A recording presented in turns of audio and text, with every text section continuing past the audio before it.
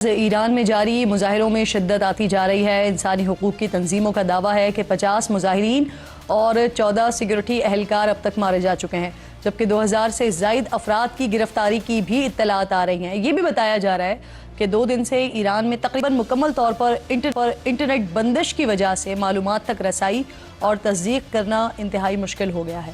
Be B C کے مطابق 2 مختلف اسپتالوں میں کام کرنے والے ایک ڈاکٹر اور عملے کے ایک رکن نے بتایا ہے کہ طبی مراکز زخمیوں کی بڑی تعداد کے باعث شدید دباؤ کا شکار ہو چکے ہیں۔ کل ہمیں ایرانی صحافی بتا رہے تھے کہ مظاہروں میں اسپتالوں اور مساجد کو بھی نقصان پہنچا ہے۔ ایرانی فوج نے اسرائیل کو ملک میں امن و امان کو خراب کرنے اور عوامی سلامتی کو متاثر کرنے کی سازش کی حمایت کرنے کا ذمہ دار قرار دیا ہے۔ اقوام متحدہ میں ایران کے مستقل نمائندے نے سلامتی کونسل کے نام ایک خط میں امریکہ پر ایران میں بدامنی اور پرتشدد کارروائیوں کو ہوا دینے کا الزام لگایا، جبکہ دوسری طرف آج امریکی وزیر خارجہ مارکو روبیو نے کہا ہے کہ امریکہ ایران کے بہادر لوگوں کی حمایت کرتا ہے۔ اس تمام ہلچل کے دوران شاہی ایران کے سابق ولی عہد نے ایک نئے پیغام میں کہا ہے کہ انقلاب کی فتح کے وقت قوم کے ساتھ رہنے کے لیے وہ وطن واپس آنے کی تیاری کر رہے ہیں۔ پروگرام میں آگے بڑھتے ہوئے ایک اور اہم ترین معاملہ پاکستان کی طاقت اور ہتھیاروں کی مہارت کو الحمدللہ ثم الحمدللہ دنیا تسلیم کر رہی ہے۔ ترکیہ نے پاک سعودی دفاعی معاہدے میں شامل ہونے کی خواہش کا اظہار کر دیا ہے۔ عالمی جریدہ ہے بلومبرگ، اس کے مطابق اس حوالے سے جو چیزیں ہیں وہ حتمی مراحل میں داخل ہو چکی ہیں۔ آج ہی خبر آئی ہے کہ عراق ہم سے JF-17 تھنڈر اور سپر مشاق طیارے خریدنا چاہتا ہے۔ اس سے پہلے بنگلہ دیش بھی JF-17 تھنڈر اور سپر مشاق طیاروں کی خریداری میں دلچسپی کا اظہار کر چکا ہے۔ رائٹرز نے کل خبر دی کہ سوڈان سے $1.5 ارب کی دفاعی ڈیل طے پانے کے انتہائی قریب ہیں، جس میں پاکستان سوڈان کو ایئر ڈیفنس سسٹم، طیارے اور ڈرونز فراہم کرے گا۔ یہ یاد رکھیے گا کہ وزیر دفاع پہلے ہی کہہ چکے ہیں کہ ہمیں جہازوں کے اتنے آرڈرز مل رہے ہیں کہ شاید 6 ماہ بعد ہمیں IMF کی ضرورت نہ رہے۔ اسی ساری صورتحال پر بات کرنے کے لیے پروگرام میں میرے انتہائی معزز مہمان ہیں ریٹائرڈ خالد چشتی صاحب جوائن کر رہے ہیں۔ بہت شکر گزار ہوں آپ کے وقت کی۔ خالد صاحب، سب سے پہلے تو ذرا اس پر ہم بات کر لیتے ہیں۔ بلومبرگ کی خبر آئی کل انہوں نے کہا کہ پاک سعودی دفاعی معاہدے میں شامل ہونا چاہتا ہے ترکیہ، اور اس حوالے سے جو مذاکرات ہیں وہ حتمی مراحل میں داخل ہو چکے ہیں۔ خالد صاحب، یہ کتنی بڑی کامیابی ہے پاکستان کے لیے؟ کیونکہ جب سے پاکستان آزاد ہوا ہے ہم یہ سنتے آ رہے ہیں کہ ایک وقت آئے گا کہ جب پاکستان دنیا کو لیڈ کر رہا ہوگا، اور آج ایسا لگ رہا ہے کہ ہم سٹیپ بائی سٹیپ اس طرف بڑھ رہے ہیں۔ خالد صاحب، بہت شکریہ مس کرن، آپ نے انوائٹ کیا۔ دیکھیے، بالکل آپ نے صحیح نوٹ کیا کہ یہ بڑی خوشگوار ایک حیرت دنیا کو ہو رہی ہے، کیونکہ آج سے کوئی تقریباً 7-8 مہینے پہلے اپریل 2025 میں کوئی سوچ بھی نہیں سکتا تھا کہ بہت سارے ملک نہ صرف ڈیفنس کلیبریشن کے لیے رابطہ کریں گے، ٹریننگ کے لیے رابطہ کریں گے، جہاز ہم سے خریدنا چاہیں گے، الائنسز اور ٹریٹیز میں آنا چاہیں گے، اور ڈیفنس ایگریمنٹ سائن کریں گے۔ یہ بالکل ان یوزول ہے، لیکن ظاہر ہے، جس میں اکثر کہتا ہوں کہ یہ اس قوم نے، مسلح افواج نے، پاک فضائیہ نے یہ پوزیشن ارن کی ہے۔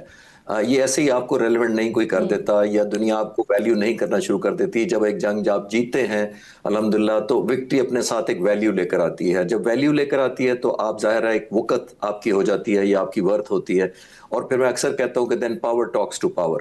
امریکن پریزیڈنٹ سے لے کر گلوبل جتنے کی پلیئرز ہیں پاکستان کو انگیج کرنا چاہتے ہیں۔ میں ایک چھوٹی سی اگزامپل دے دیتا ہوں تاکہ اگلا ٹاپک سے لنک کر سکوں۔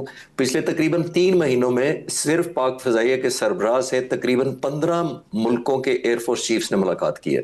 اور دیکھیے، یہ ان یوزول اینڈ انپریزیڈنٹڈ ہے، کیونکہ آبویسلی ہم جس طرح ریلیونٹ ہوئے ہیں، دنیا ہم سے نہ صرف کلیبریٹ کرنا چاہتی ہے، سیکھنا چاہتی ہے، ٹریننگ دلوانا چاہتی ہے۔ تو یہ ایک خطے کے لیے ایک بہت بڑا سٹیبلائزنگ فیکٹر ہوگا، کیونکہ نہ ترکیے کا کوئی اوفینسو ڈیزائن ہے، نہ سعودیہ کے، نہ پاکستان کے۔ یہ کلیبریٹو الائنس ہونا چاہیے جو ایک خطے میں ایک چیک اینڈ بیلنس رکھے گا ان پاورز پر، جیسے ہندوستان نے اوفینس لانچ کیا تھا مئی کے مہینے میں، ان کے لیے ایک ڈیٹرنسی ہوگا۔ سر، جو آپ کلیبریشن کی بات کر رہے تھے خالد صاحب، اسی پر ہی آ جاتے ہیں سر۔ ابتدائی جو باتیں سامنے آ رہی ہیں اس کے مطابق ایک ملک پر حملہ سب پر حملہ تصور کیا جائے گا، یعنی کہ جو نیٹو کا آرٹیکل ہے 5 اس سے مماثلت رکھتا ہوا یہ نقطہ ہوگا۔ تو کیا اس کو نیٹو تس کا ہم اسلامی اتحاد کہہ سکتے ہیں؟ اگر ترکیہ بھی آ جاتا ہے تو پھر مزید کون کون سے ممالک ہیں جو ہم دیکھیں گے کہ وہ بھی شامل ہو رہے ہوں گے پھر گاہے بگاہے اس میں؟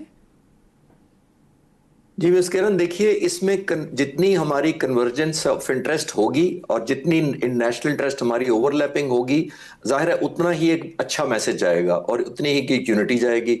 और देखिए, जब आप स्ट्रांग होते हैं तो आप दो तरह का मैसेज भेजते हैं। एक वो ये कि हम अपने लिए बहुत कुछ कर सकते हैं या अपने सेल्फ डिफेंस में, जैसे पाकिस्तान ने मई में किया, और दूसरा पैगाम दोस्तों को देते हैं कि हम एक ट्रस्टवर्दी पार्टनर हैं जो वक्त आने पर आपका न सिर्फ साथ देगा बल्कि कैपेबिलिटी और हौसले के साथ आपके साथ खड़ा होगा।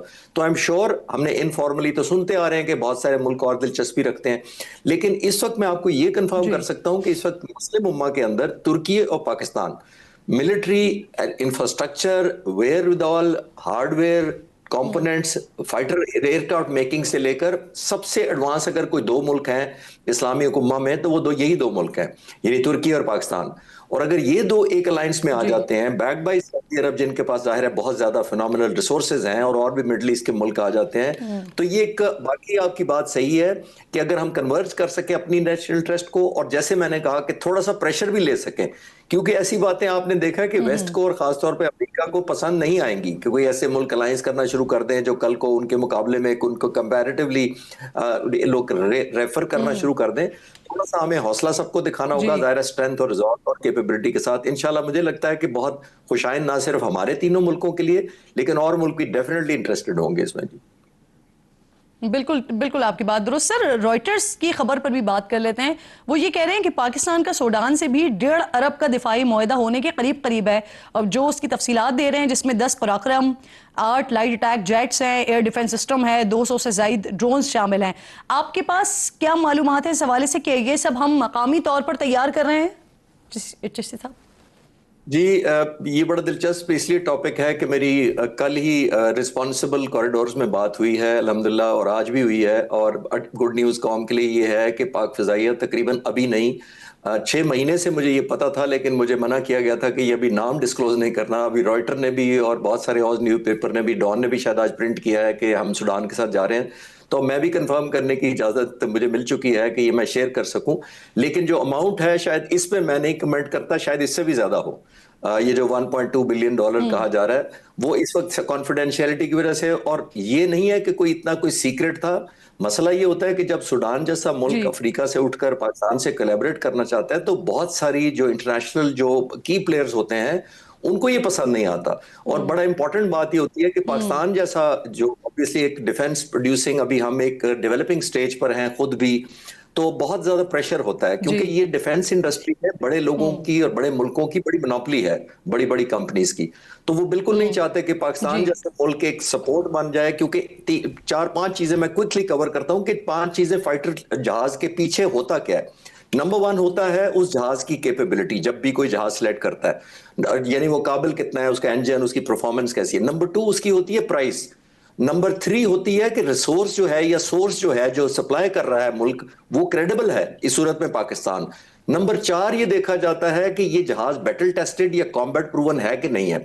और 5वीं, जिसको कहते हैं ना चेरी ऑन द केक वाली बात है कि अल्हम्दुलिल्लाह पाकिस्तान के पायलट्स टेक्नीशियंस ट्रेनिंग देंगे जिस मुल्क को, जिससे भी डील होगी। तो ये 5 क्राइटेरियाज में JF-17 थंडर आइडियली सूटेड है अल्हम्दुलिल्लाह।